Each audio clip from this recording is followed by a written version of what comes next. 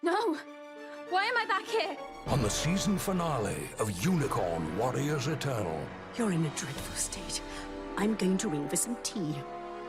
I don't need tea! I need to go back. Don't you understand? Everything is at risk. We don't understand. Go back where? To the cosmic realm! Unicorn Warriors Eternal. Next Thursday at midnight on Adult Swim and the next day on Max. What was that?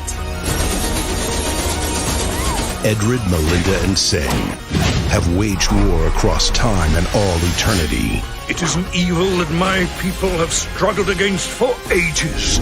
It must be stopped. Catch up with the Unicorn Warriors Eternal Marathon next Saturday starting at midnight. Oh, it's magic. Are they playing chess? I dare say I get to play the winner.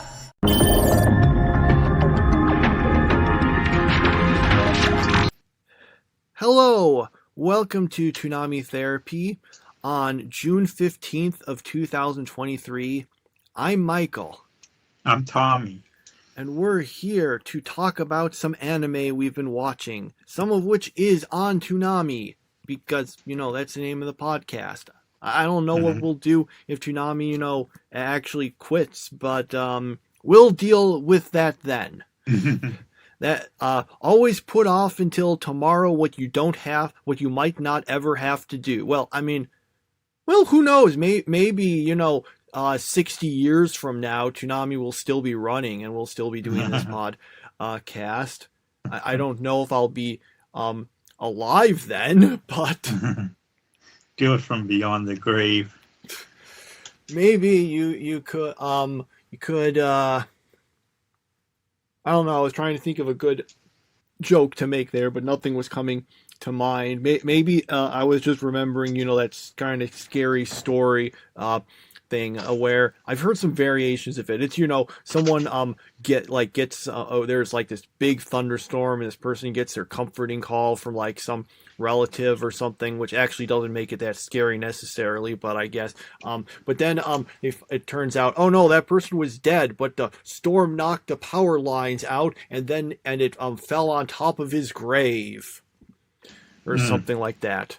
I don't know. I've seen that in multiple variations of that in like short scary story collections. Which isn't really that, I guess, scary, but I guess it's got like ghosts somehow, so I guess that's something. Anyway, I guess we can talk about this stuff. We don't really say too much about Unicorn Warriors Eternal, but I would say that I actually thought this episode was pretty good. I at least got interested in it. Oh wow, it looks like there's I think 3 more episodes of it for now, because the last episode is called End of the Beginning. Maybe it'll mean there will be more seasons. Anyway, beyond that, let's get back to the anime. So we got Dr. Stone episode 37. So they managed to find enough revival fluid to get someone back, and they pick Ryusui's former butler cook person who no one knows the gender of. And that's like a joke when Ryusui's saying, yeah, I never asked whether they were male or female. Also, I'm not actually sure what their name is, and all of these other things. But anyway, they managed to it turns out they're really good at cooking, so everyone's likes it and stuff, and we get basically it's kind of like Food Wars, except no one's clothes is exploding off or anything. Well, not from eating the food anyway. Kaseki, that happens with Kaseki when he gets excited about an invention. And then they invent a camera to try to be able to someone wanted them to make it, but they do it anyway, so they can take pictures of stuff from the hot air balloon. And they take a picture of Senku who does that like kind of Albert Einstein sticking out your tongue pose. Yeah, that was Dr. Stone. Yeah. I wasn't too interested in this episode for some reason. Yeah, I don't really have much to say about it. It didn't seem like they had any big inventions in this episode, so I'm getting really annoyed with that snapping of his fingers. Like, that is really just annoying me, and it feels like it feels as bad as Naruto saying "believe it." Like, that's how bad it feels. So I don't know. They're using it too much, and I don't like his character anyway. But yeah. So another episode of Dr. Stone. Hopefully they. See, one of the problems I have with this show is that they have this goal, but they don't get to that goal until they do all these other side quests, and they have to accomplish all the side quests, and then they can get to what they're really after. And it feels too much like a video game where, you know, you're supposed RPG video game where you're supposed to be doing one thing and then you have to go and do all these little side quests. That way you can, you know, unlock the thing that gives you the ability to, you know, kind of like, here's what it reminds me of. It reminds me of how in Pokemon, the original Pokemon, you couldn't get the Saffron City until you bought some lemonade or soda pop from the department store in Celadon City. But you had to go from one city to the next to get to Celadon City, and then you got to... It was just too many side quests, so that's kind of what it feels like to me. I don't mind it too much because it is kind of fun to see the inventions happen. Although I guess some of the inventions are more interesting than others. Like, from what I remember, the camera one kind of felt like, okay, we made the camera. It didn't, like, some of the inventions, you see all the steps, and those actually end up being kind of interesting to see that. Whereas other ones, just like, okay, we put some stuff together. Here we go. And this kind of felt a little more like the latter. Mm-hmm. One other thing is, this is one of those things that, yeah, I mean, I noticed it before, but for some reason, in my quest to, I've been watching the series, the Spanish dub on Crunchyroll, and right now I'm midway through season 2, and for some reason, watching it that way really points out to me how much Senku says that whole 10 billion line. Or as they say in Spanish, Diez Millones. Because actually, okay, I'm going to go on my own side quest here because this is kind of funny. So in English, we know how, you know, you count them. You go 1,000, million, billion, trillion, quadrillion, and you know the rest. Well, actually, most people probably don't know the rest, but still. And in Spanish, so million, 1,000 is mil, and million is millón. Okay, pretty simple. There, but billion isn't like billion; it's mil millones, or saying 1,000 million, and then a trillion is billion. So their word for trillion is basically billion, which just is, and then for quadrillion, you say it's 1,000 billions, and then a quintillion is trillion. After that, and then once you get to septillion, it kind of sets to be a little more like English. But I don't know, that was just a little weird. Actually, that I remember an old dictionary I had that kind of had that. So maybe it was like an older way of counting, I guess, and Spanish must have just kept the old way of counting before, you know. Yeah. that might have been the case. I don't know how big they go in some of the other languages. I remember hearing a weird thing about how French was. I think I talked about this, but I can't remember all of them. Like the word for 80 is actually like 2060 or something like that. So, or maybe I'm thinking of another language. I apologize. I'm giving incorrect information there. I don't want to go through stuff that I'm not sure about. So, but yeah, so that was Dr. Stone. And, right, then we get into Food Wars, episode 85. So Soma's dish wins. So then he goes up against Erina in the finals. Then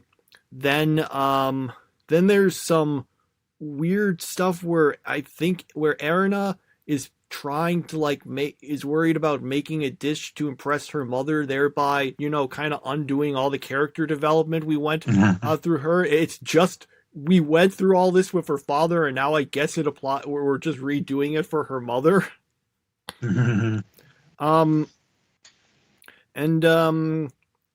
Yeah, then, so they go up against each other, and, yeah. And it was kind of anticlimactic, I think. It was like, we knew Soma was going to win, but it would have been more interesting if he would have at least won 2-1. Like, how many of these matches in this blue tournament have even been 2-1? Like, pretty much all of them I've seen have been 3-0. So I was going to say, I remember there was a 2-1 in not the blue, but like the previous season, the one where Megami lost. That was 2-1. But yeah, everything else in the blue, I think pretty much everything else in the series has probably been 3-0.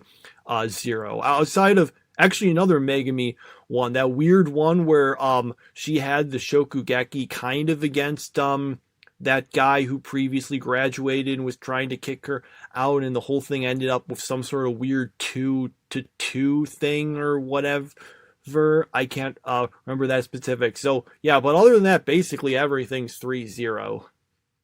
I think there's probably a few cases that are different, but yeah. Okay. Yeah, I don't know if I have too much else to say about Food Wars. It was kind of there, and it just kind of, okay, Soma beats the guy, then he goes up against Erina, who's just redoing the arc from the previous season, except much more fast and not as interesting. Yeah, it does feel like the same thing all over again. Okay. Then we get to One Piece episode 619, in which, okay, I gotta mention this again. Last episode, it's making up for the last episode. So once again, to recap, One Piece usually will give you an episode title, and the episode title will only happen just before the episode ends. In the previous episode, we did not actually have it happen. It said like raid and assassin from Dressrosa. Well, we didn't get a raid in that episode. And in this episode, it's called Running Wild, Invincible General Frankie. So we have, at the very beginning of the episode, Frankie running wild. So I think it's to kind of average it out, Anyway, but we actually don't really see too much of Frankie fighting. Most of the episode is, of course, people running from gas. Then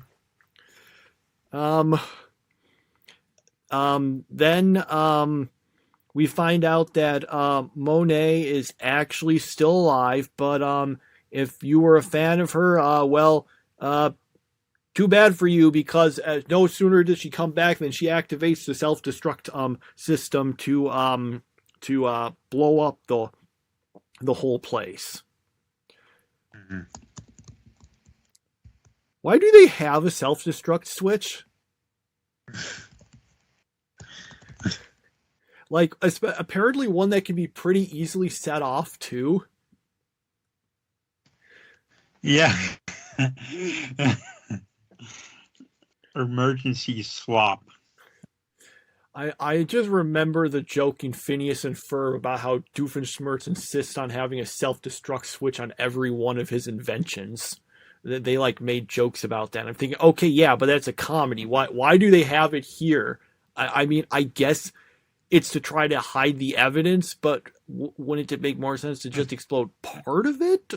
I don't know. But Yeah. So anyway, yeah, that's basically the episode. We have the opening thing. We have a bunch of running away from smoke, Gas, or gas, or whatever it is. Yeah. Fog. I don't know. Vapor. Okay, how many synonyms can I come up with for here? Let's see. Let's see. Well, never mind that. I won't even bother, and I'll try to move on to avoid further embarrassment in my inability. Yeah, so that was one piece. I don't really know too much if I want to like say about the anything else to say about it? No, not really. All right. So, we move off of our Toonami shows then and move over to Birdie Wing episode 23. Eve, who has managed to win the tournament she's in, well, that's great, except she because she like pushed herself so hard, she's in bad shape and is going to have to spend some months recuperating and building up her strength and stuff.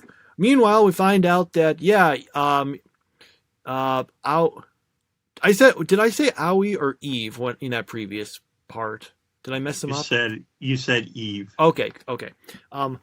Then meanwhile, Owie has I can't remember the name of it, like tubular sclerosis, I think they said it was. Which is what her father had, so it's indicating that it's going to be bad and she's probably not going to be able to play golf for too much longer.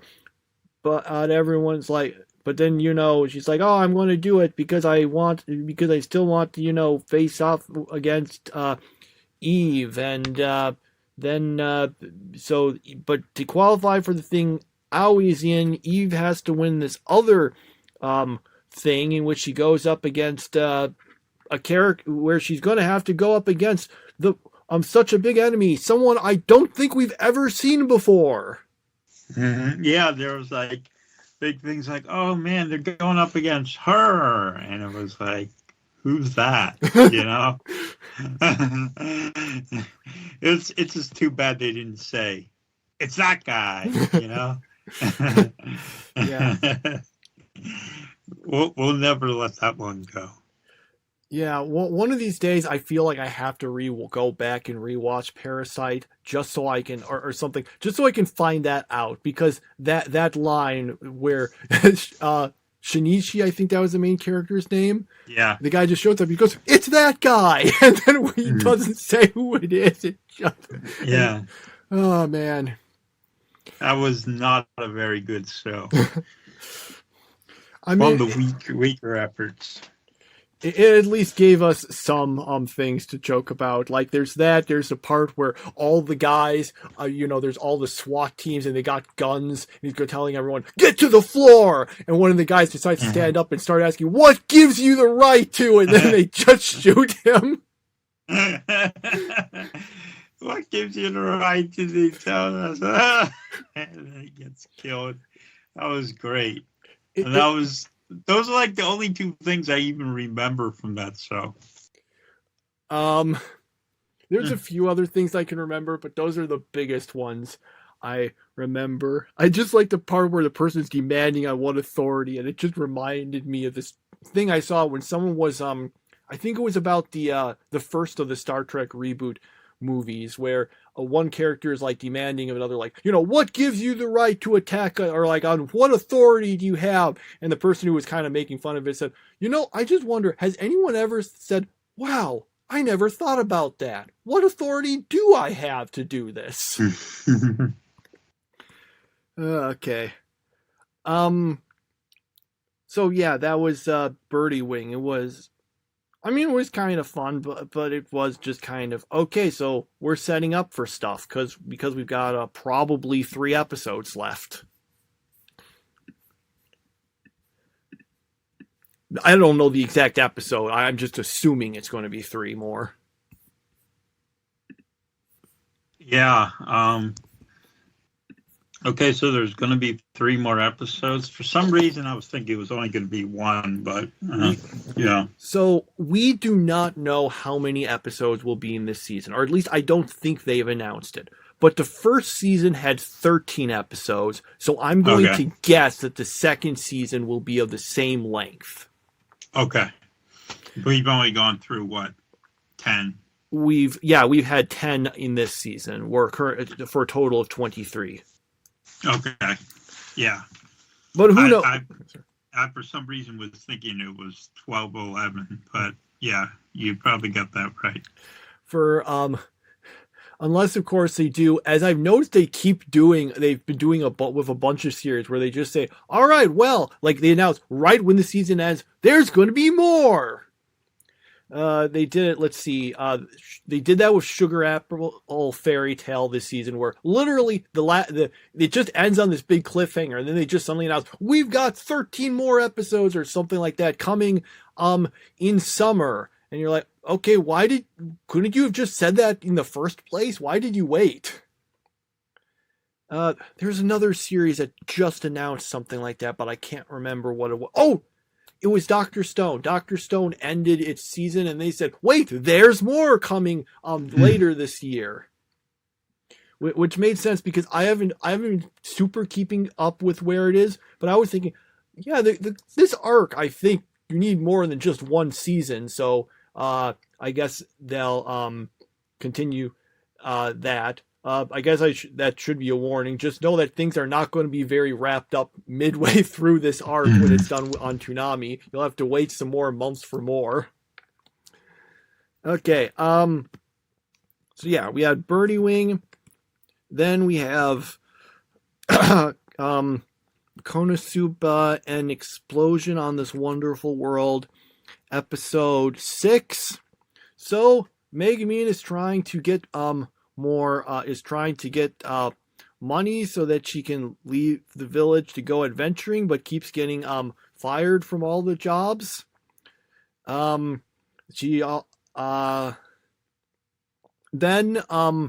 This person who I think was one we saw in the first episode, she bought something off of Megumin's parents, but I don't know if it's the same. I think it is.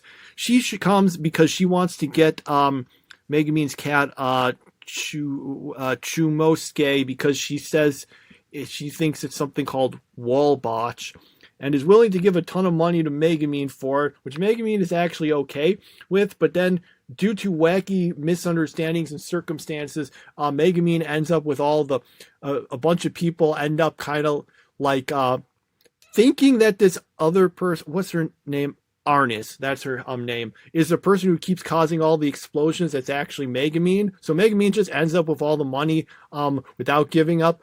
Her parents just like, well, I guess I'll just use this to go adventuring. Mm-hmm. And then just goes off. So what does this mean? Is he going to meet Kazuma and everyone else in this? Because I thought that's what happened. I don't know. It's been so long since I saw the first season of Konosuba. I don't remember how they met. But yeah, my biggest problem with this show is that it can't seem to decide whether it wants to be funny or wants to be serious. So it ends up being neither of them. And it's it's kind of in between there, and it's like, okay, am I supposed to be laughing at this? Because that wasn't very funny. And I don't know. It's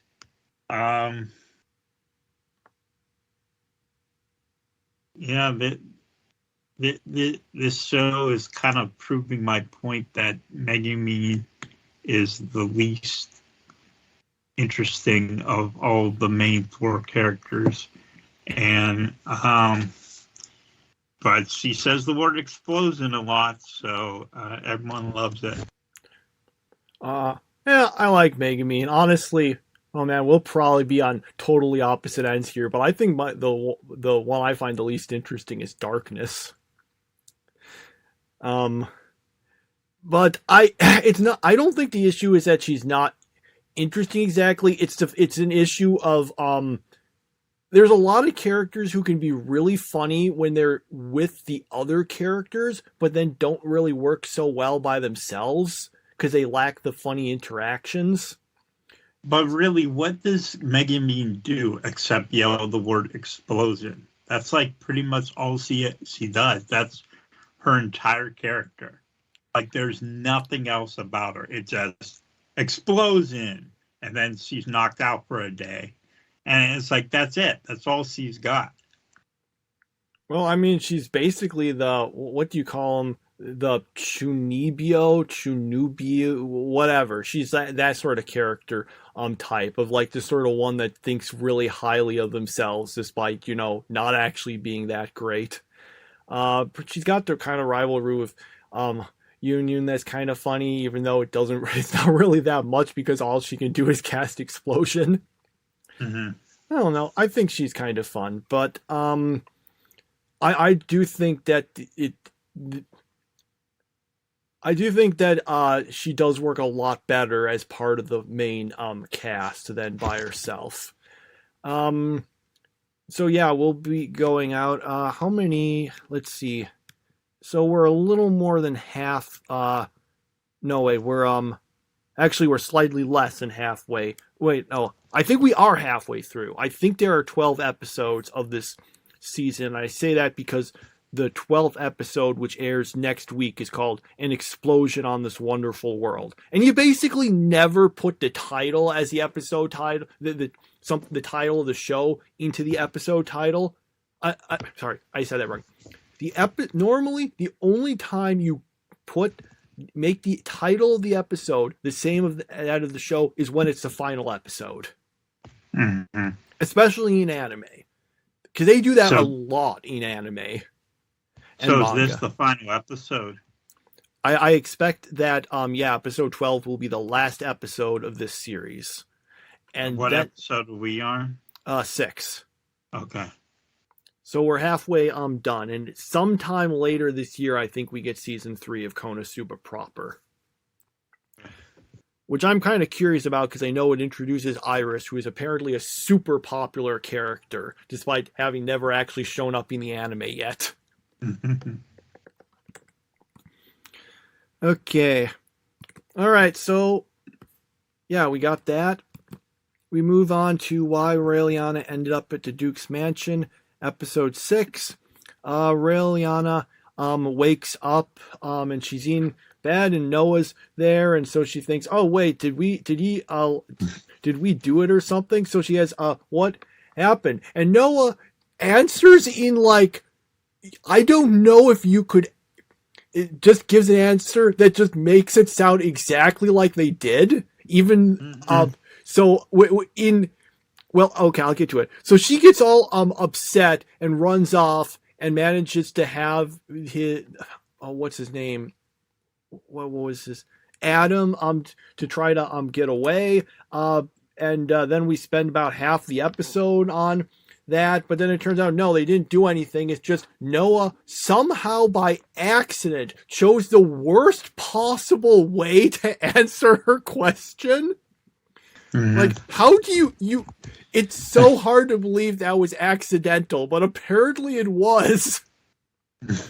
Because he says something like, oh, well, you were the one who asked for it. And he's actually just referring, oh, she was like tired and wanted to go into the,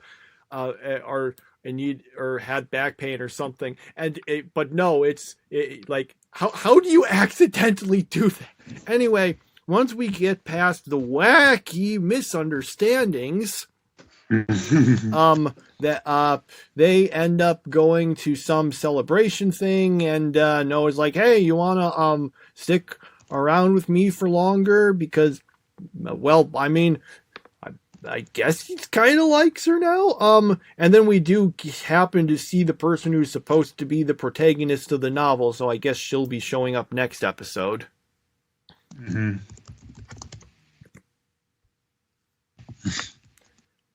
Yeah, I really liked this episode. I thought that was it was kind of funny that he chose to do it that way, but yeah, I can't tell whether she's a tsundere or if she really does hate him.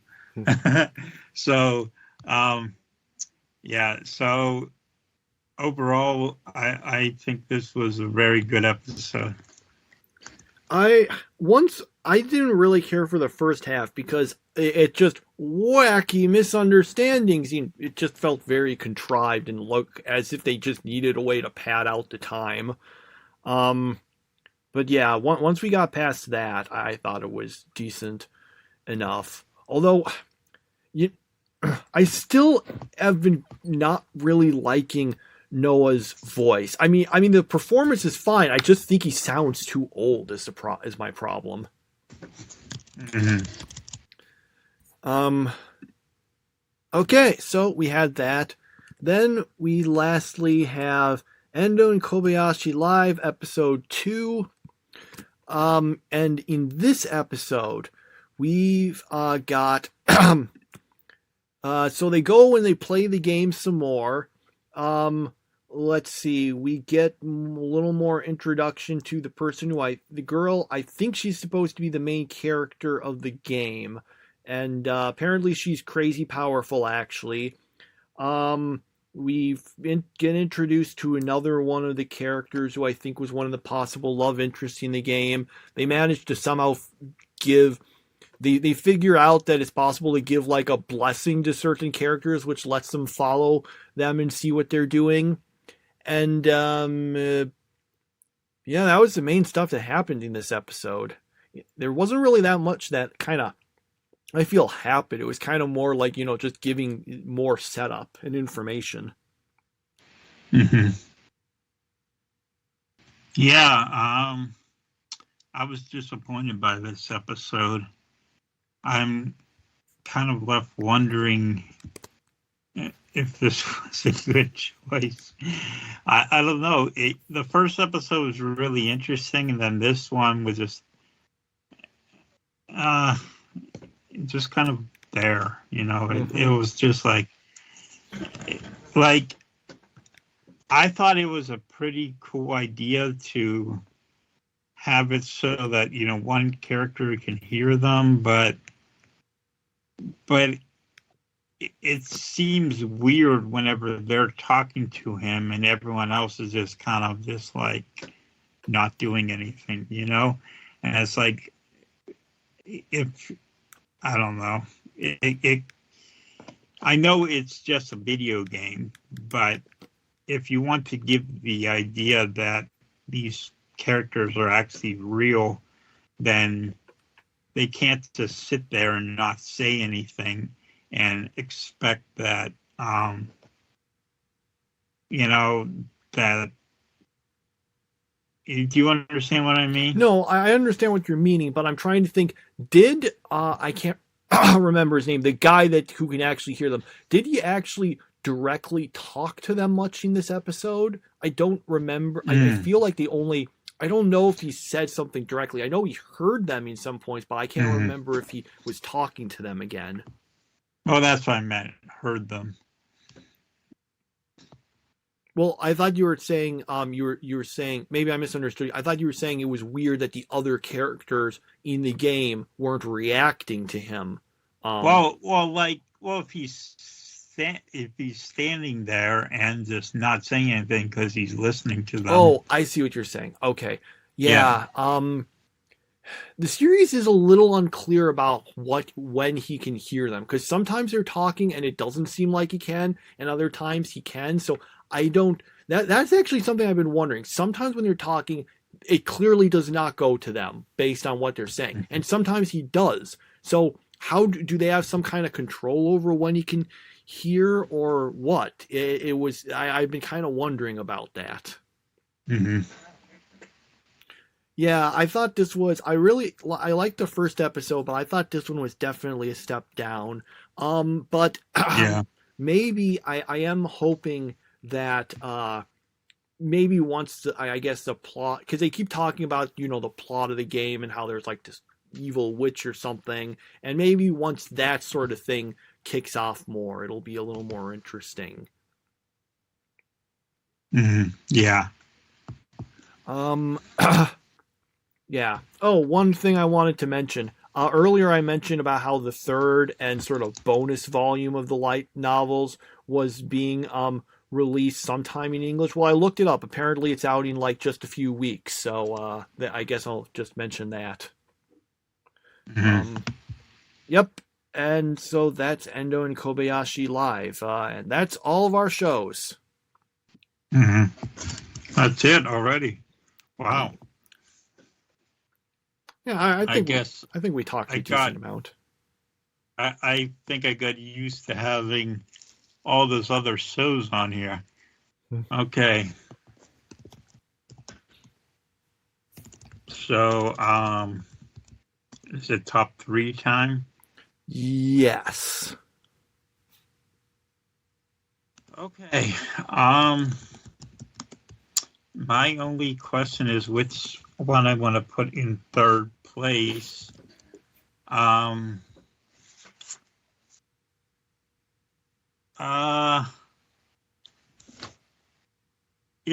be nice to Megumin and put Konosuba in third place. Second place is Ray Liana, and the one I thought was the best episode of the week was from Birdie Wing. Okay. So, for me, I will be putting... I'm just trying last minute to decide which order to put 2 of these ones in. Yeah, okay. I'll be fair and do it that way. I will be... Okay, no, wait. This is one of those things where I'm like, okay, I got my top 3. Oh, wait. This other show, that should be in there somewhere. I'm just looking over and I just suddenly see one and realize, no, that needs to be there somewhere. Yeah, okay. We'll do it like this. Let's go Konosuba third, Birdie Wing second, Dr. Stone first. Okay. Okay, and that is our podcast. I feel like there's something else I wanted to talk about, but I cannot remember it offhand, so I don't know. Do you have anything to say? Nope, not really. All right, in that case, we'll be back and see you later, because let's see. Yeah, we've got the regular Toonami lineup this week and the week after that. It's July. It's 4th of July weekend when we have the marathon. Okay. So, yeah, we'll be back to talk about more things next week. See ya. Bye. Hello, everyone, and welcome to Toonami Therapy. Today on June 22nd, I'm Michael. I'm Tommy. And we are here to try to talk about anime we've been watching, some of which is on Toonami. An emphasis on try to talk about it. Well, I guess we talk about it. It's just debatable how good we are at it. Mm-hmm. All right. So, yes, let's jump into the anime. We've got some stuff to talk about on Toonami, including the ending of one of the series. So, here we go. But before before we get to that, are we going to save Food Wars for the end, or talk about it earlier? I'm fine with talking about it earlier. Okay, that's fine. Okay, so we then have Dr. Stone episode 38. So, let's see. Basically, they're looking for oil. They managed to find oil, and thanks to, finding this pig that knows where it was.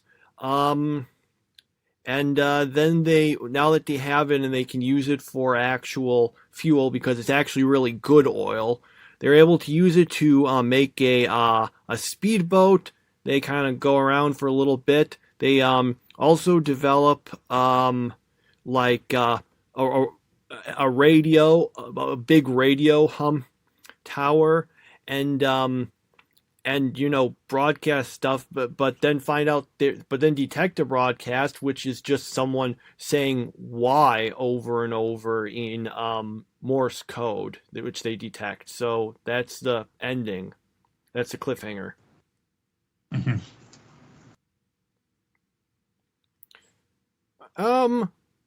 It was okay. I don't know. I don't really feel like that much happened. I mean, stuff happened. Obviously, these were things that needed to happen, but it didn't feel like anything particularly important happened until the end, where we suddenly got a pretty notable cliffhanger. Yeah, I agree. It was kind of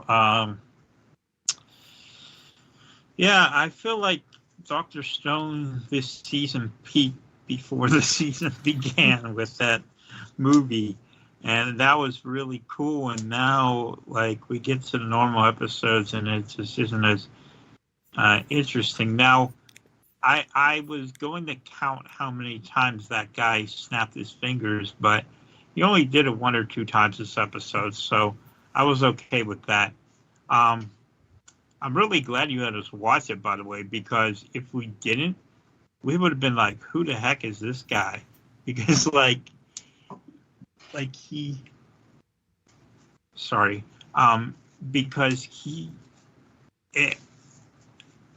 don't really explain where he came from at all. So if we didn't see that, like, we'd be totally confused.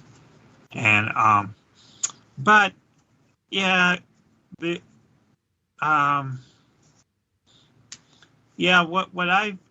my biggest problem with Dr. Stone is that they're always talking about science, yet there's so much magic and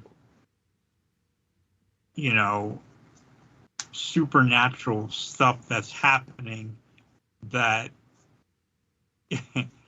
it's kind of doesn't make much sense to act like this is the show about science whenever you have revival fluid, which brings people back from being petrified. I mean, there's nothing scientific about that. That's just fiction. So I don't understand why they try to make it out like it's a really big science show.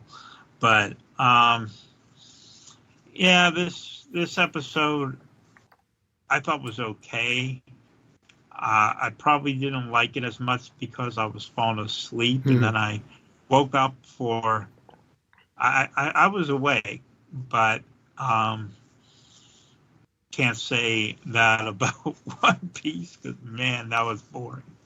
But yeah, it was an okay episode. Sorry, I didn't want to talk too long there. No, it's fine. You can talk. I hold too much of the conversations. When I look at the stuff, the 2 files, because they're recorded separately, the one for me is always has way more stuff than yours. Talk all you want. Okay. Well, not all you want, within reason, but no problem with you talking more. Yeah. Anyway,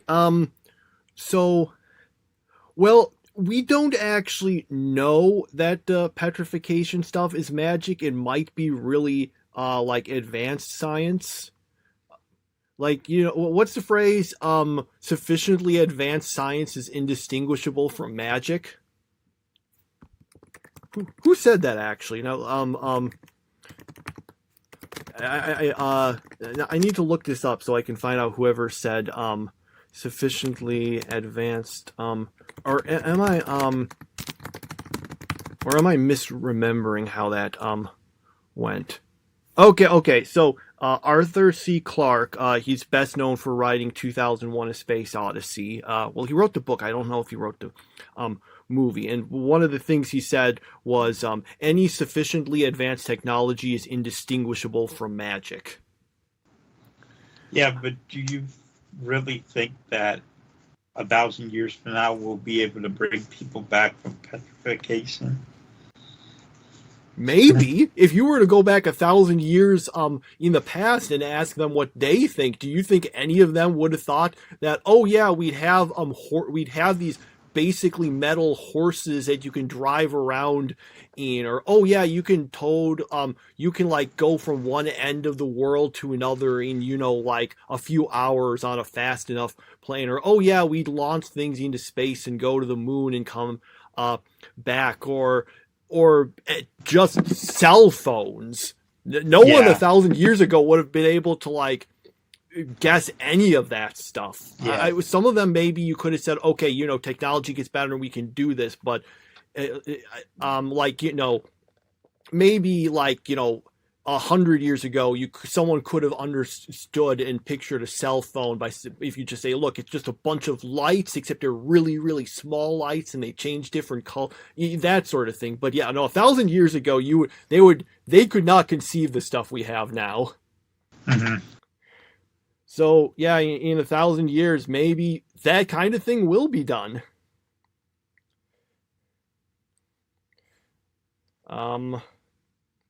So yeah, but I think the problem, I think when you look back, I feel to the earlier seasons, when it was still just, oh, hey, a lot of it was just, we're making science stuff and it's fun, but it was much more stuff that you could actually do. And at this point, it kind of feels like we're still doing that. I mean, we're not really moving the plot forward. We're just doing science stuff, but it's kind of at the point where, okay, this is kind of beyond do it yourself at this point. So, so it works better when we're doing it more directly with the plot, I guess.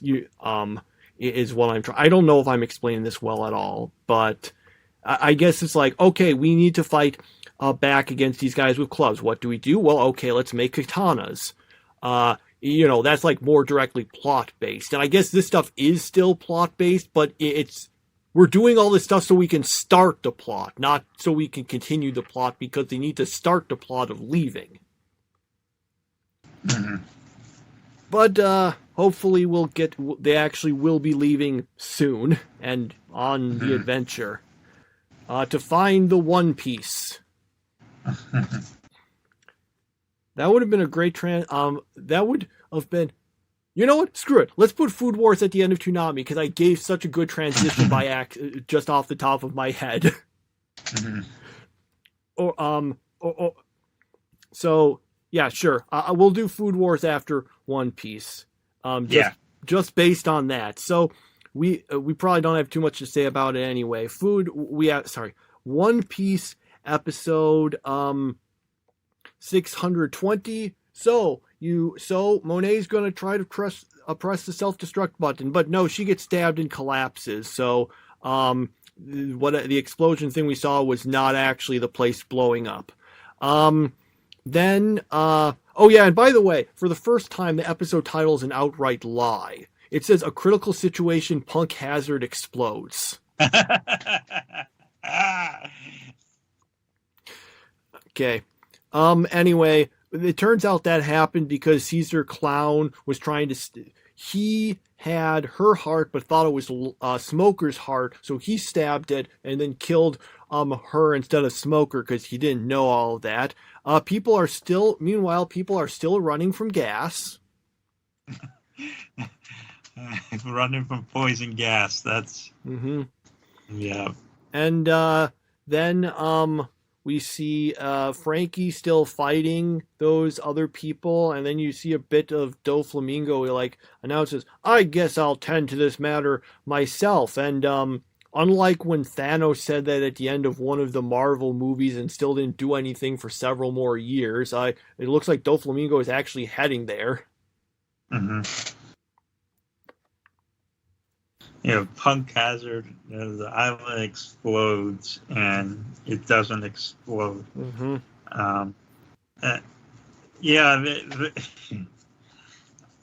These have their titles of their episodes always been this misleading, and I just never realized it until now.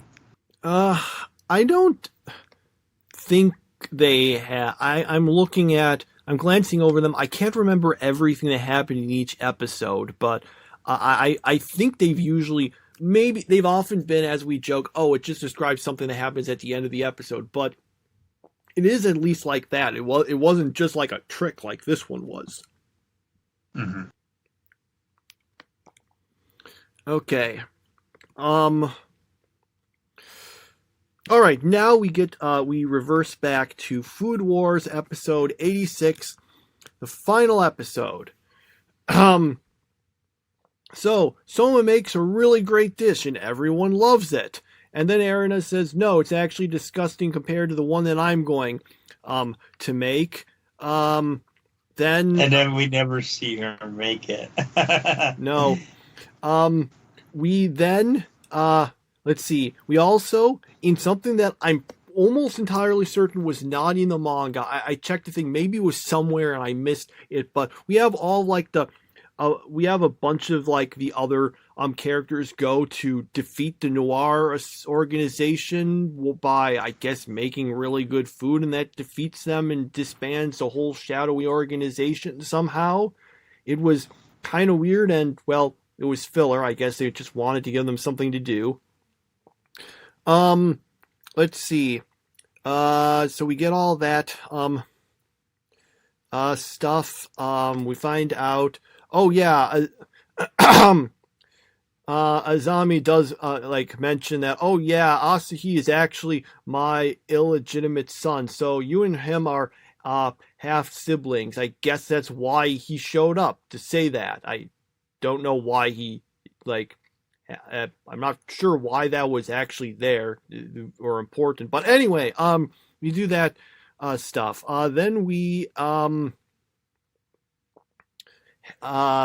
then Soma just ends up going back to his family restaurant place, and then Aaron and a bunch of other guys go there, and then he makes food, and yeah, that's the end. Yeah, so there's good things and bad things about this episode. The bad things, well, no, I'll get to the good things first. The good things were that the best thing about this episode was that Erina did not give in, and Soma never got the satisfaction of hearing her say his food was good. That was very satisfying to me, because if she would have given in there, then I don't know, but I'm just so glad she didn't. So that was my favorite part of the episode. I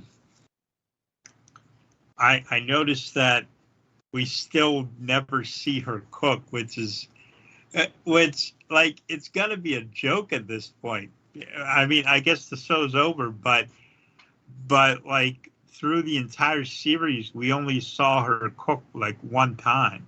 So, the eggs Benedict thing, and that was it. And I mean that they had to have realized that at some point. But yeah, and my biggest problem was like why Soma went away for like some time, and then all of a sudden he's back. Like, that seemed like a waste of time. Like, it didn't seem like that really added to the fought at all. Oh, he just disappeared for a little while and then he came back, and it wasn't like anything changed. You know, he was just the same person. That didn't make any sense. I wish we would have gotten the type of resolution we got at the end of season 4. Like season 4 seemed to be a better finale to the series than season 5 was, which really doesn't make much sense. I wanted to see the part where Soma and Erna started popping out babies, but unfortunately, even so with this much nudity, even that would be too much. So unfortunately, we didn't get that part, but I'm sure. Well, actually, I'm not sure. I'm not sure if I'll ever find a fanfic that would tell that story well enough. But yeah, so I really liked the final episode, even though I kind of complained about it.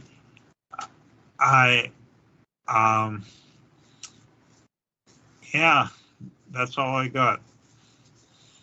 Yeah, well, I was in regards. So the anime does things a little differently than the manga ended it. So okay, it's basically the same up through the part where Erina like announces, "I'm going to make a better dish," and that essentially was where the manga's regular chapters ended. Like that was the conclusion. Then there were some sort of bonus chapters released a little later that some parts of it, the anime took some parts of them into it. It kind of completely cut out this part that was kind of a flashback to give some more information about Soma's parents. But it also went past this part where, so here's the kind of weirder thing. So final chapter basically has this bit where it cuts forward like how old were they at the end of the series? Were they like 17 or 18? It's well basically it cuts forward to when all the characters are around 25.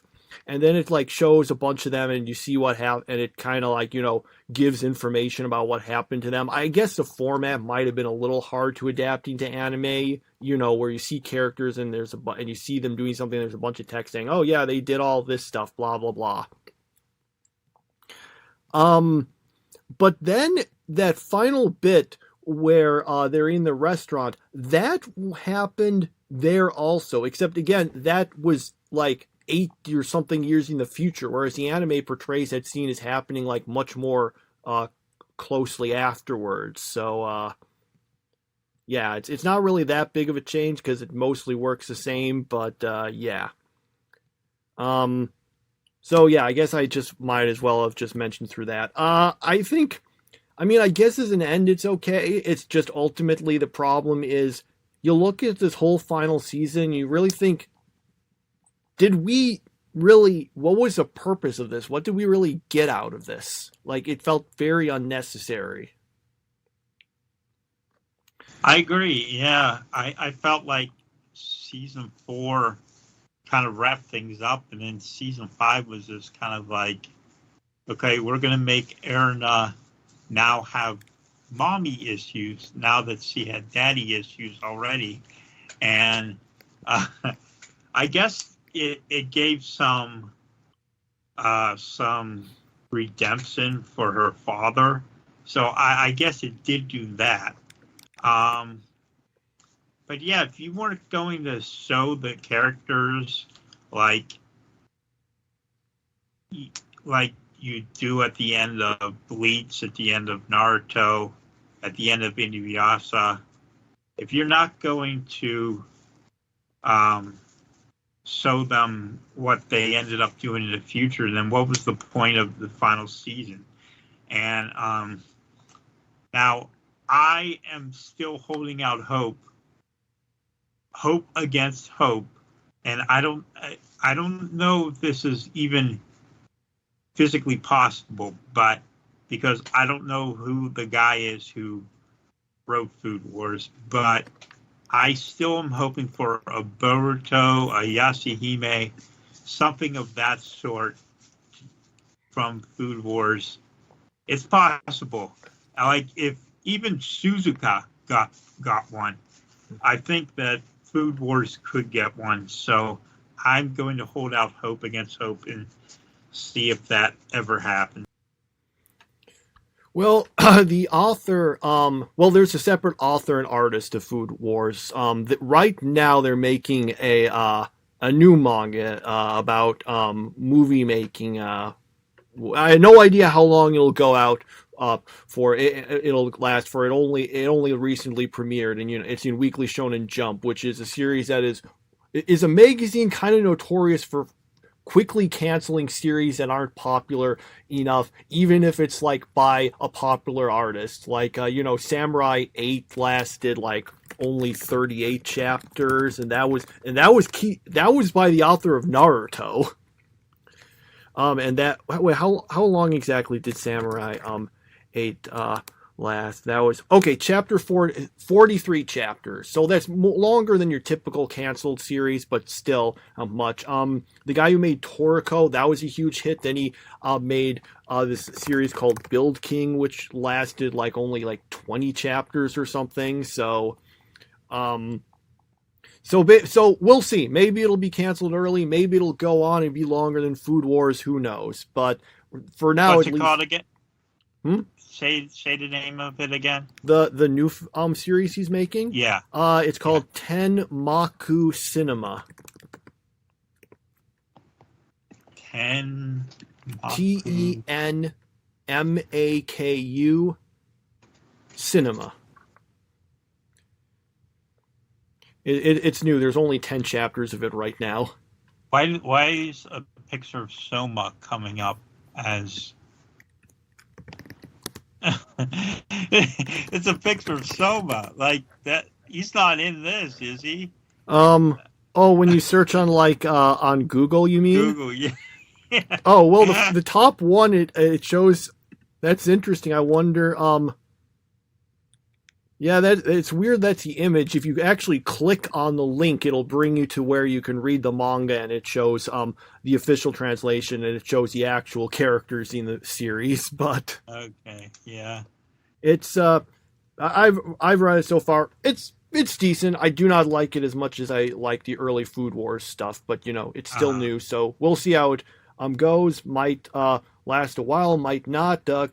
That's the thing about Weekly Shonen Jump stuff. If it's not, you never know until it takes lasts for a while. But anyway, that's what he's currently doing. Anyway, returning to Food Wars. Dang, I forgot what I was going to say. Oh yeah, right. Well, see, I already mentioned things were wrapped up. So you're thinking, okay, so what are the things that you could maybe wrap up more? Well, you could, I don't know, maybe you could establish, okay, here are who some of the characters end up with. Okay, does Soma, does he end up with Erina? Does he end up with Megami? Sorry, you still don't get resolution on that front. So there's that. Okay. But Megami, she's been kind of built up, she's improving, she's going to do something really great. So that's what you can do in the final arc. She gets to have a big victory and it'll all pay off. And nope, you don't get that here either.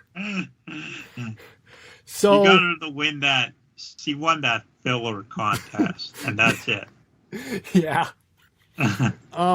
So that's basically the issue. And people always talk about how bad the final season is. Having watched the anime now, I don't think it deserves the reputation it has. It's a big step down and it's unnecessary, but I don't really feel like it's not awful. It's just unnecessary. That is literally, that's the word for it. It's just, nothing better describes it. Unnecessary.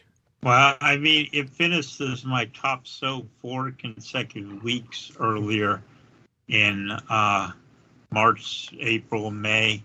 So, yeah, I guess, though I am a fan of this show, although the funny thing is that whenever Food Wars first came out, like, you were telling me how good it was, and I was like, no. And I was disagreeing with you the whole way. And, like, Food Wars has become, like, my favorite thing we've watched since we started this podcast on Toonami. And so I guess it's one of those shows that you need to have a long-term commitment to. And if you are just going to watch one season, like, the 3-episode rule doesn't work for Food Wars. You gotta use the 3-season rule. So so I ended up loving the series after what I never thought I would. And unfortunately, due to the way I have my top 3 system worked out, it can't surpass Blue Lock, but that doesn't mean it can't in our end of year. So Blue Lock is still clinched the #1 seed for the moment, but I agree with you say it's not necessary. Like I really wanted something after the, like, I was thinking, like, maybe the anime wouldn't even like follow the manga for the final episode, and maybe they would add some sort of epilogue, but unfortunately we didn't get that. Yeah, and one other thing I did want to mention the final season. In the manga, yeah, I know I always say in the manga, sorry, but at this they rearranged some of the earlier stuff. So in the manga, we opened up with this thing where Soma and Megumi have to, like, go over to this place and do some investigations on some things, and it was actually pretty fun. And that whole thing got skipped over in the anime. Maybe it was just for time reasons, because you know, like, the rule is, okay, you got to get it all into 12 or 13 episodes, or if you want to go double length, you know, into 25 or so episodes. But so they had to skip that out. But that was a little unfortunate because I liked that. Also, the weird thing is that it kind of more explicitly indicates, oh yeah, Megumi, yeah, she still has some kind of a crush on, she's got a kind of a crush on Soma, and then that just never comes up again. It's just kind of it's kind of weird the way it really just does not commit to any of that stuff. Anyway, although, yeah, I just wanted to say, like, if it was if Food Wars had ended the way Naruto and Bleach did, then Soma would have ended up with Megumi, because the soft-spoken, shy one with the crush is the one who won the heart of the main character in those two shows. But yeah, but in both of those series, the more aggressive character ended up with a different guy, so there was already someone for them.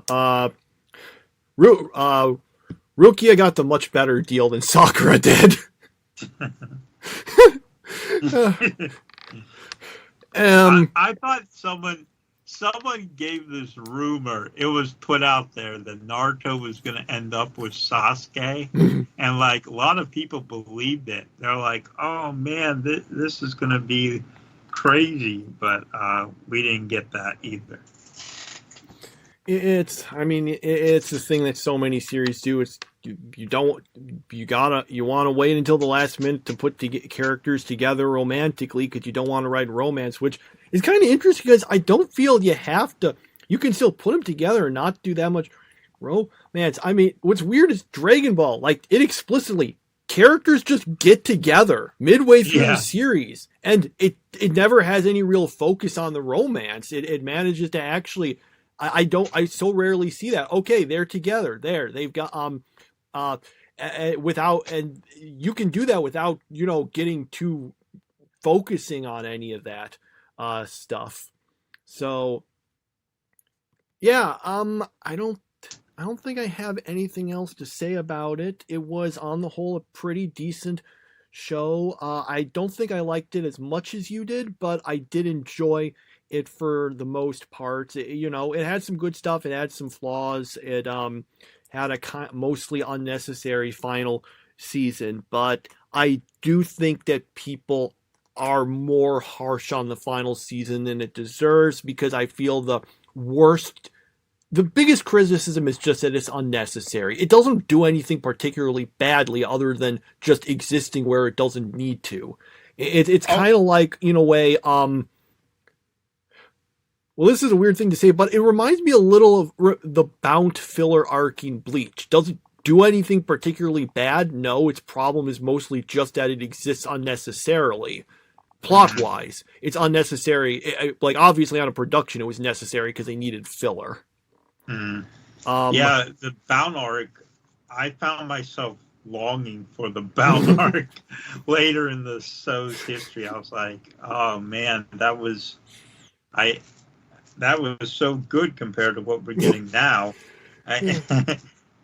Also, I like, okay, so they showed all that, the noir people getting, like, what happened to that main guy, the guy who was trying to, steal Erna from Soma? Like, what happened to him? So he just kind of went off on a journey to find himself, basically. So, okay.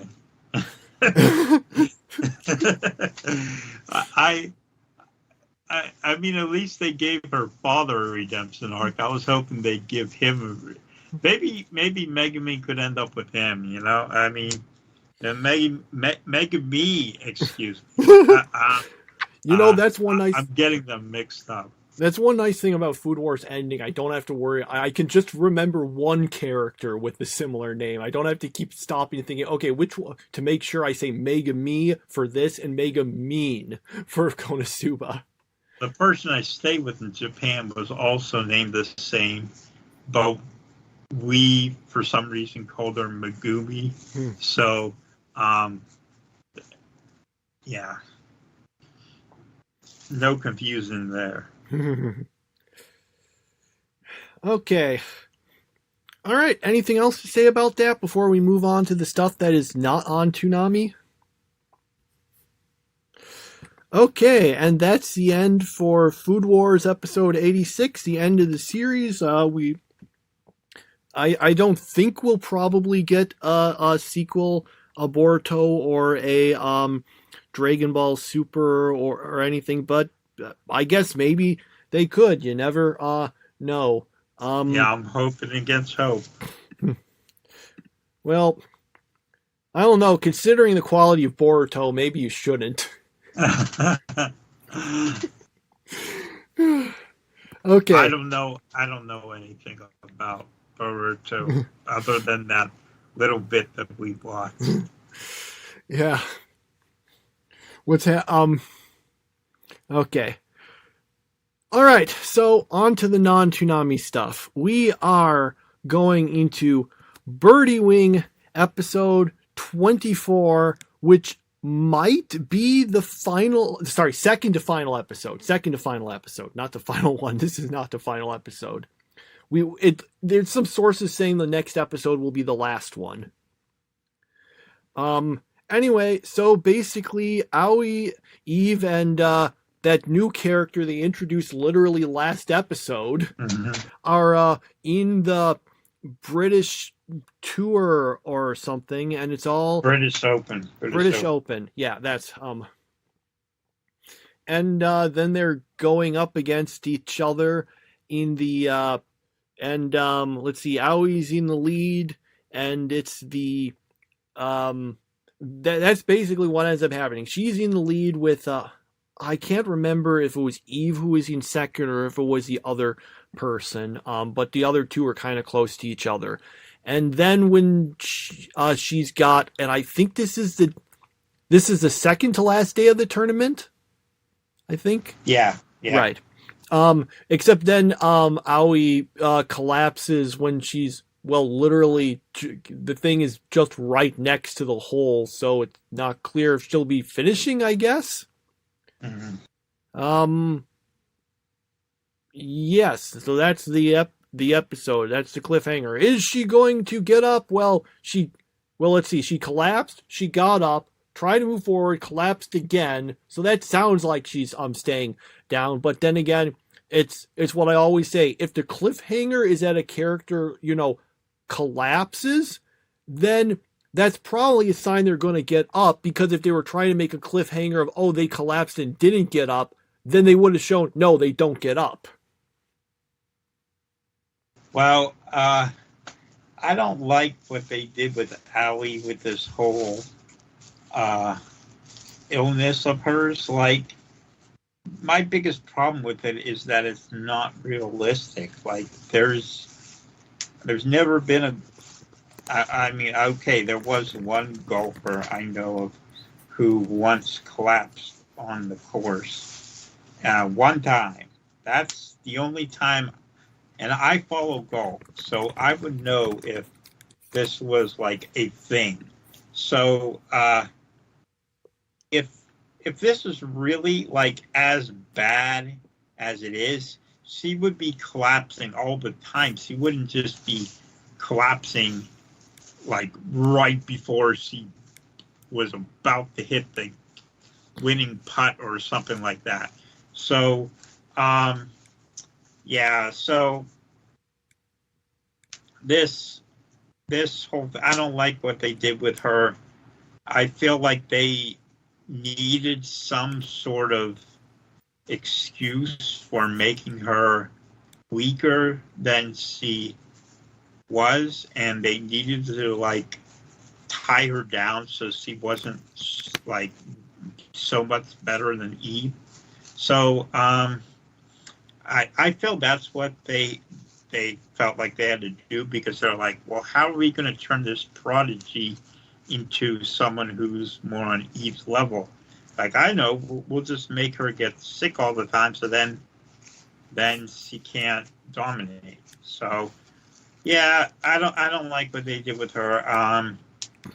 I did like this episode though, so I thought it was a good episode. I noticed how they say nice birdie in English, which makes me wonder, like, how does that translate into Japanese?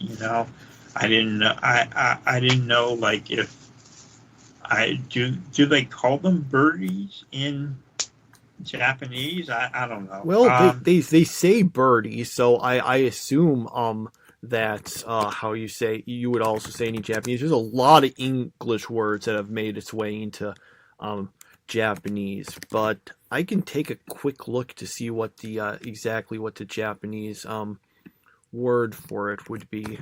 But keep going while I take a look. Yeah, I felt like this was a pretty exciting episode with the golf and coming together, that Eve and Allie would get to play with each other if not for this illness or whatever it is. I feel like they're gonna probably do something where like Howie and Eve like never play golf again at the end of this end of the series, which would be stupid, but I get the feeling that's what's gonna happen. So yeah. But I did like this episode, so for all my complaints, it was actually pretty good. Okay, it looks like the Japanese word for birdie is in fact birdie. Well, more accurately, like body, because Japanese is kind of a bunch of stuff like the ER, like those things don't really exist that well there. So usually you just elongate a vowel. Like you want to say butter, you say buta. That's how it's written. So yeah, I assume most of a lot of the golf terms are just taken from English. That's the case, I think, for a lot of sports stuff in Japanese. They just take it into from the English.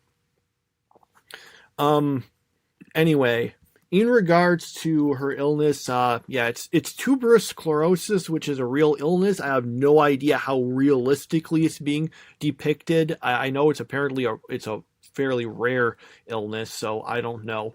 No, here's like a question. So I was wondering. So when at the first time she collapses, she gets up. Now she's clearly very wobbly, and she seems to think for some reason that she should walk over there. Now, in golf, are the competitors required to actually physically walk over to where the ball is, or can they get in one of those sort of golf carts and go there? Yes, they are required to walk. That's, okay. Unless there was a huge fight over this, where one person who had some sort of physical ailment, he was able to sue the PGA Tour and was able to get it so he could use a cart. But yeah, the rule is you have to walk to the whole course. You have to walk. The only way you get to use a cart is if the tournament goes to a playoff and they have to take you back to one of the previous holes. But otherwise, yes, you must walk the whole course. Okay, all right, that explains that. Because I was wondering whether you can actually just ride over there, and because I don't know, there's just always the image of people actually getting into the golf courts, to go to places. But I assume that's just a thing, not in competition stuff. That's casual golf. Yeah, especially because a lot of the casual golf is done by way older people. Yeah, and people who aren't very good, so it might take them 10 shots to get it in. Okay. So yeah, we've got that's Birdie Wing. I thought it was a decent episode. That what you talk about, the illness does seem potentially a bit contrived, but I guess we'll see how it's resolved in the next episode, which again is I've seen some sources saying yes, next is the last episode. I guess is the case, although I was a little surprised that it does not, unlike so many animes, just name the final episode after the title of the show. It was what was the next one called again? Wait, did they actually tell us what the title was in it? Now that I think about it, I thought they told me some. Let me just double check on this quick. Let's see. Maybe they didn't. I was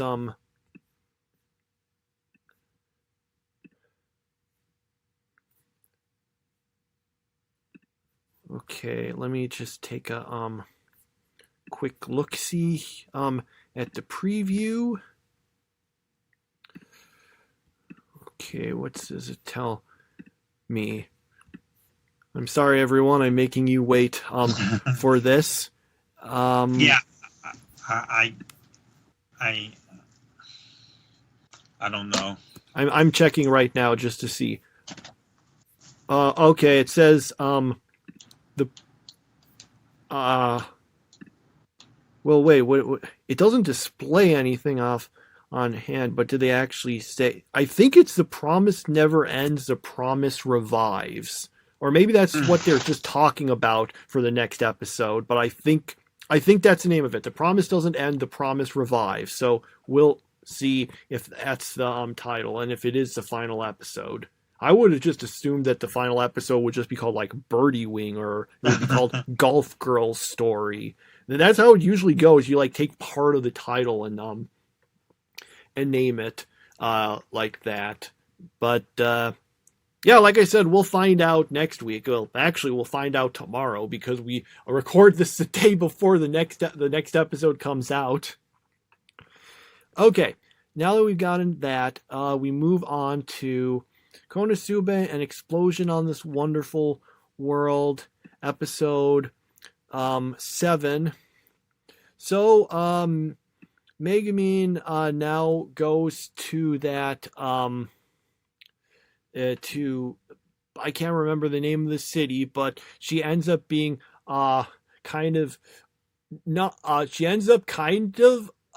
mostly because they're giving her she can get food that way, not like formally joins up, but kind of starts hanging around with like the members of the Axis cult, the ones who like worship Aqua. And then when Aqua announces, "Hey, I'm Aqua," they don't believe her. Remember that? So basically we get some like wacky antics with all of that, and where she kind of tries to help them with recruiting efforts, but it doesn't actually end up working out. She ends up running into Union again because of some prophecy from that fortune teller person that the city was going to be in danger, and then the guy that she was hanging out with, the priest, gets arrested because they think he was tampering with the city's water springs. And I can't remember all the specifics, but I seem to remember that being a plot point in the second season of Konosuba. So I don't know if that was where it was people were suspicious of someone doing it, but it was actually this other person that was doing it that they fought or something. I can't remember the specifics. It's been a while. Yeah, so yeah, Konosuba.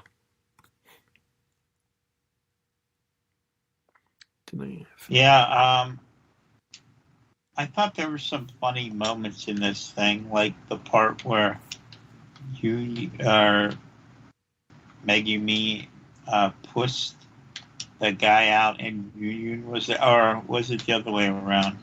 Who pushed who and ended up being there? I remember what you're saying, but I don't remember. You mean the part where Megumi was trying to pretend to have gotten hurt and then finds out that she was like talking to Union? Yeah, that's right. Yeah, Megumi is on the ground and Union is the one who gets her. Like, that was funny, but then they kind of it could have been funnier. Like, I felt like they missed an opportunity with that part. Like, they just had Union kind of just roll her away, and I was like, man, that was such a good shot at a humorous moment, and they kind of let it pass by. So, yeah, I thought it was pretty good. I still feel like Megumin is overrated, but I have to admit that I have been enjoying this season. So, yeah. How many episodes are left? Let's see. We saw, I think, 5. Let me check. 1, 2, 3, 4, 5. Mm-hmm. Also, did you hear the, you probably already heard it, but they did announce that, yes, season 3 of Konosuba is airing in 2024. Mm-hmm. I thought it was actually supposed to be sometime this year, but I guess this is when they first officially announced it. Yeah, it's season 3. It'll be in 2024, so we'll see it next year. Okay.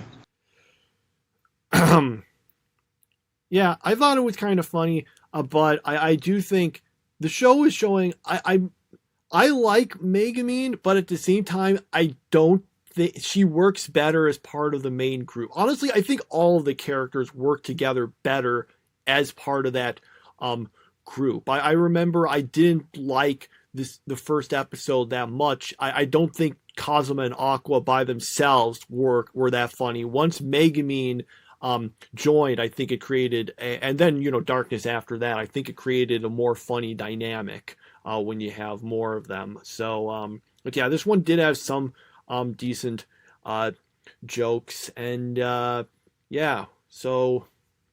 Yeah, but that's the problem about Megumin. There's nothing funny about her.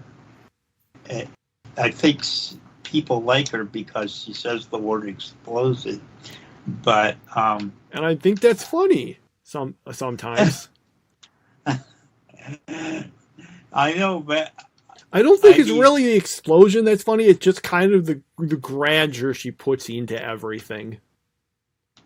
I feel like I'd probably like Megumin more if we were watching the subs instead of the dub, because all I'm hearing is Gon's voice. So, yeah. See, that's one part I would disagree with you on, is that Aqua and Kazuma were funny together, and I was actually shocked whenever I found out. I was like, whoa, they aren't being shipped together? I was like, well, that's the funniest pairing in this show. Like, whenever he's with Megumin, it's not really even funny. It's just kind of like two people arguing with each other. So, yeah,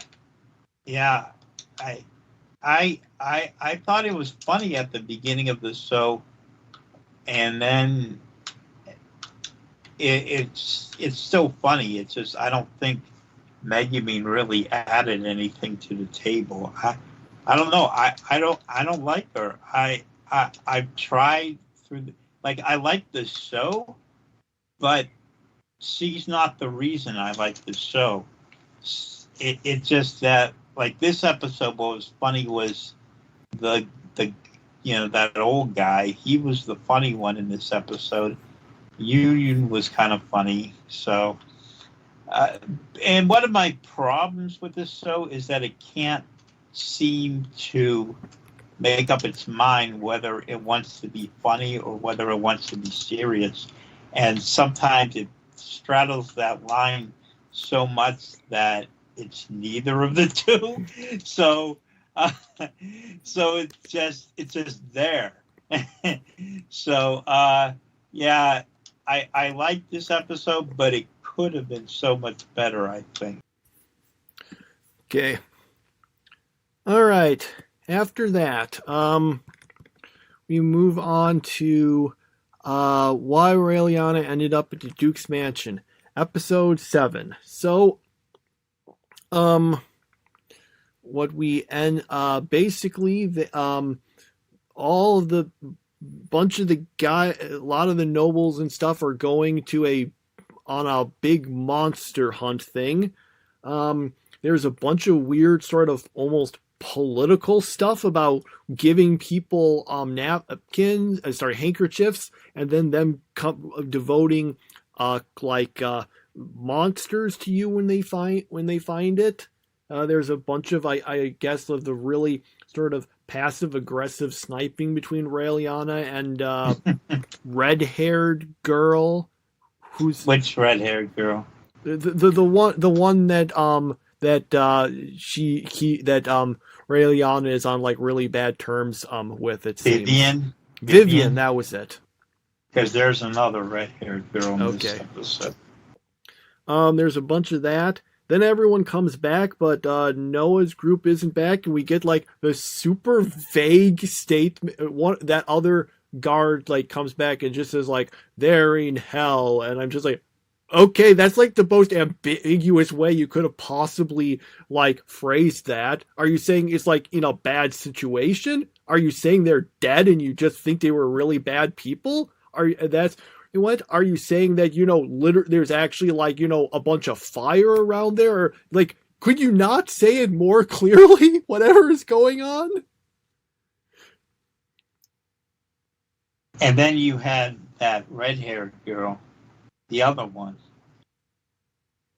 at the end of the episode. Didn't something happen to her? Wasn't she the one who came and said that thing that I just said? Or wait, did she have red hair or not? I'm suddenly realizing I can't remember what her hair color is. All right, let me just pull this up and check. Ansley, that was her name, Ansley.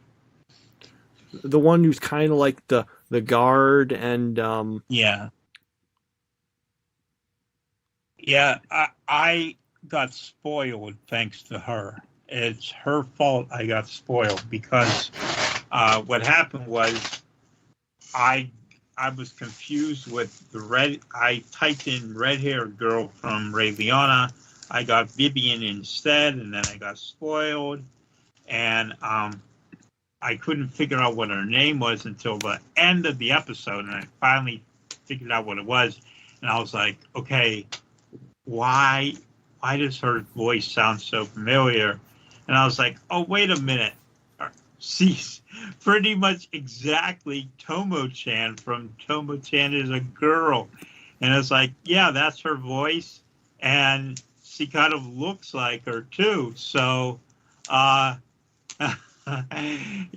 I was like, I know I heard that voice before. And it turned out that's who it was. I'm like, okay, yeah, I completely see why they chose her voice act, which see, that's the person who plays her voice. I think her name is Lexi Nieto or something. I really like her job as Tomo-chan in that series. I think she does a great job. But then again, I feel like the whole cast does a good job on that. So it's one of the best dubs I've heard. This show has a pretty good dub too, and sorry, I want to make sure, who's the character you said sounded like Tomo-chan? Ansley. Okay, all right. Ansley. Okay, that was her. All right, okay, because I was trying to remember. Wait, what was her name? And I was looking up this one person, and I was like, oh, it doesn't matter. The person I got all mixed up with, it turns out was a person who voiced a young Tomo-chan. So I was like, oh, is that the character? No, that was a different person who did Tomo's voice. Sorry, go on. Yeah. So I liked the episode, though. Yeah, it did have some of that political type of arguing, but I didn't mind it exactly. I just said that because I just there wasn't much point in going to the details. I just said, well, here's this. Yeah. Okay, that's what Okay. Yeah, we got that. All right. So that's Ray Liotta. When you said you got spoiled, was it on something big, or do you just mean what happened in the next episode? Something big. Oh, uh-oh. So, yeah. So, yeah. Other than me getting spoiled by something, it was a good episode. Is it, do you happen to know, is this something that it happens in the anime so far, or is this something that happens like after the, like in the source material, but doesn't happen in the anime yet? Oh, I wouldn't know. Okay. Well, I won't ask you to look more into detailing it and further spoil yourself. Yeah. I always hate it when you're trying to look up something on a like one of the wiki sites for a series, and then they just put some big spoiler in the first sentence. As like the main. Yeah, it's like it's right there as like the main thing about the character. I was like, oh, okay. You didn't need to make it that obvious, so yeah. But anyway, yeah, pretty good episode. Yeah, I just think one of the funniest. Well, not funny, but I remember if you try to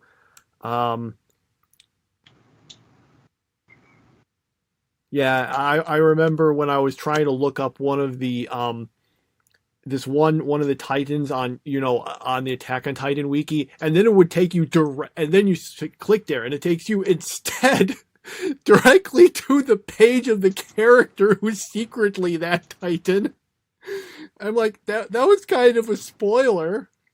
Yeah. Well, I guess I might have spoiled the fact that there were people who were Titans, but yeah, whatever. That's revealed in like what, episode 4? It's anyway. Okay, and then we got our last one. We got Endo and Kobayashi Live, episode 3. So, let's see. I guess we get some further information about some of the characters. We discover some backstory stuff about sports for Endo, and oh yeah, we get clarification. Yeah, they can't like copy the saves or anything. It's just this. They can't. They get one chance to do all of this stuff. Then let's see. And then the other stuff is kind of mostly learning some more stuff about some of the characters. We get some stuff with what's his name, Bar, and Bal. How did you say his name? It's Bal, but I can't remember how it's pronounced. And of course it's in Japanese, so they like just go like Baru or something. So Balder. No, his name's Balder. It's Balder. That was like a nickname or something. All right, sorry. Now I lost track of it. Oh yeah, so he and Fienne just kind of end up go monster hunting or something, and then they get attacked by a monster. Then he tries to protect her, and she says, "That's really stupid. I'm stronger than you." And well, I guess those two are probably going to get together at some point. Yeah. So I thought I liked this more than the previous episode because there were some kind of funny bits and such in it, but I kind of feel like that my biggest issue was that the two plots, like the real world plot and the in the game plot, they're basically completely separate. There is no interaction going on in this episode. Well, I have to say that I completely agree with you on all that. So you're not out there on a limb saying that. I feel kind of like it's been a bait and switch. Like it was supposed to be a thing where they were going to talk to the character and affect everything that goes on with them. But now we got this silly romantic plot between Endo and Kobayashi, which I didn't realize that this show was going to be about them getting together. Oh, like, well, the first episode very explicitly states that he has a crush on her. Right, but like I didn't think it was going to be like a romantic comedy between the two of them. Like I thought that it was going to be all about them trying to save Diez from death, and now it's kind of like, well, no, we need to spend some time talking about how, he wanted to be a baseball player and he didn't get to do that, and she kind of forced them to do this and all this other stuff.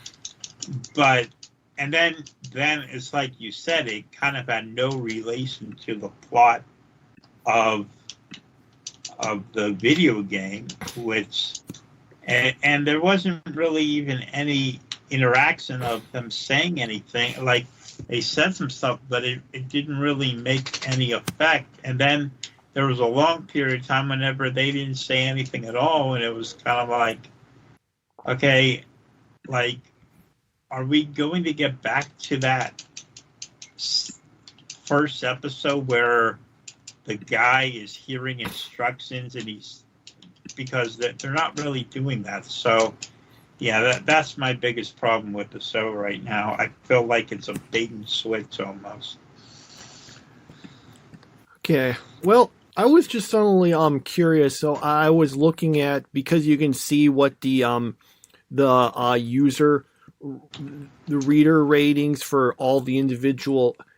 So Anime News Network for each of the seasons has like this weekly thing where you can like, give ratings for episodes of shows, and you can then look back and see, okay, how did everything rank for that season and stuff. And well, actually, I think I don't necessarily put that much stock into some of these because I'm like, some of my favorite shows were like really consistently low ranked. So, but I was at least curious to see how this one went. It looked like, so looking at it, it looked like the first episode kind of scored high, then it went down for the second, down for the third, down a lot for the fourth, but then it started rising in the fifth, and then looked like people liked it more after that. So, if that's an indication, it looks like we might not like the next episode, but it looks like it kind of starts having stuff happen after that.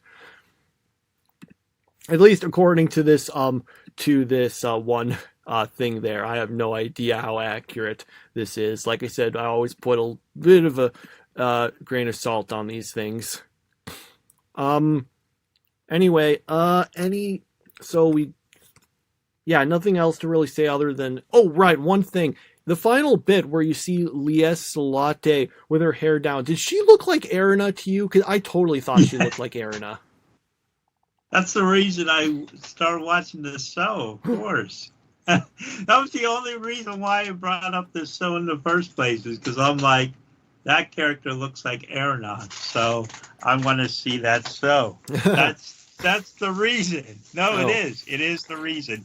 That whenever I saw it, I was like, okay, if this character is another Erina, then I'll like this show. Unfortunately, she hasn't turned out to be as well. No one could be as good as Erina, but yeah. So yeah. Okay, I guess that's it for the episodes for this week, because I don't really have too much else to talk about, I don't think.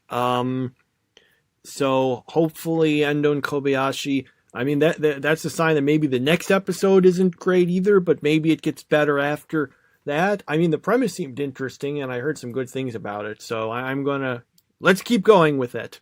Mm-hmm. So that's it for those. I guess we can give our top threes and then skedaddle, because we've been talking for a while, mostly a lot of it about Food Wars, but third place this week is Ray Liana. Second place is Birdie Wing, and for the final time, Food Wars reaches the top. Okay, for me, Food Wars is a tricky one to place because I liked some things about the episode, but other things I didn't really like. I think I should be a bit. I will give it a third place. I'll give I still liked it despite some of the issues, so I'll give Dr. Stone second place, and I think I liked Birdie Wing the most. Okay. So, although this episode, I mean, it's going to depend a lot on how they resolve the cliffhanger. The problem when trying to evaluate an episode with a cliffhanger is, it puts a lot of stress on the next episode. Mm-hmm. All right, that's all of it. We're done here for next week. We don't have anything. Apparently, they're just replacing Food Wars with a rerun of Food Wars. Episode 1 of the final season. Yeah. Which was like ended with by the way, that episode ended with like a really interesting premise, and then we got the blue arc instead, and it was like I felt like what they were planning to do might have actually been a more interesting final season. Well, what do you mean? Because I thought that the thing they were ending it with was like they were talking about the blue tournament. No. Like Megumi was saying, I'm going to go back to where I came from, and I'm going to learn how to do this. And Alice was saying something, and yeah, all the characters had these ideas of what they were going to do, and then Aaron, I think it was Aaron, I don't remember who it was, said, no, we're doing this blue thing. And yeah, so that's why I remember. Maybe we can find it out again by rewatching the episode. Okay, maybe. Yeah. Anyway, the week after that, the week after that is going to be a marathon week of Unicorn Warriors Eternal. Then after that, well, we're not getting any new anime yet. They're going to be showing that new Superman show, which, well, I'll give it a try. It might be good. Yeah, but that's several weeks out. For now, we'll just be saying we'll see you next time. Bye.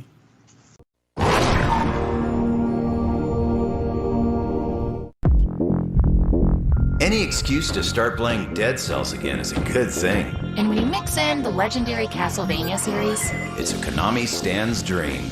as a prisoner, you set out to storm Dracula's castle. On a quest to rid the world of the ultimate evil.